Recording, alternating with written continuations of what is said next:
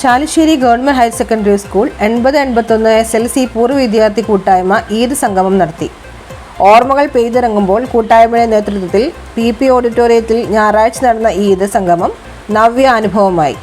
മാപ്പിളപ്പാട്ടുകൾ, കവിത, സംഗീതം, കഥാപ്രസംഗം, ഹാസ്യനാടകം, ഡാൻസ് എന്നിവ പെരുന്നാൾ സന്തോഷത്തിന്റെ ആഘോഷരാവായി സ്നേഹവിരുന്നും ഉണ്ടായിരുന്നു. നിരവധി പൂർവ്വ വിദ്യാർത്ഥികളും അവരുടെ കുടുംബാംഗങ്ങളും ചടങ്ങിൽ പങ്കെടുത്തു.